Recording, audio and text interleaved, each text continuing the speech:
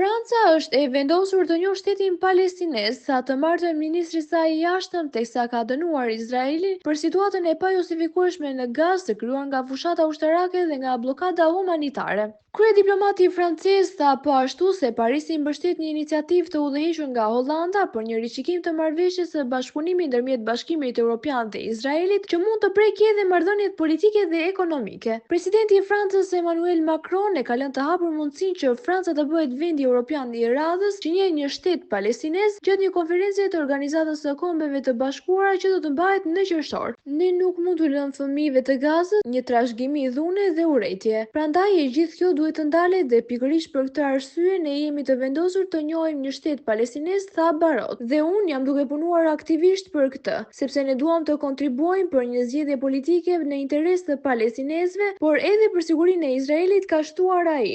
Barot ka folur pasi Macron ju bashkoa kryeministrit britanik dhe atij kanadez në një komunikat të rrallë të përbashkët e cila zemëroi Izraelin. Deklarata thekson se ne nuk do të rrim duar kryq dhe kërcënon me veprime të mëtejshme konkrete nëse Izraeli vazhdon bllokimin e ndihmave. Po ashtu të tre vendet thanë se janë të vendosur për njohjen e një shteti palestinez. Barot tha ndërkohë se lejimi i sasive të kufizuara të ndihmave humanitare në Gaza është absolutisht e pamjaftueshme. Situata në Gaza është e pajustifikueshme për shkak të dhunës dhe bllokimit të ndihmave humanitare nga qeveria izraelite, çka e ka shndërruar Gazën në një kurth vdekje nëse jo në një varrez. Kur mbjell dhunë, korr dhunë, shtoi ai duke paralajmëruar Izraelin.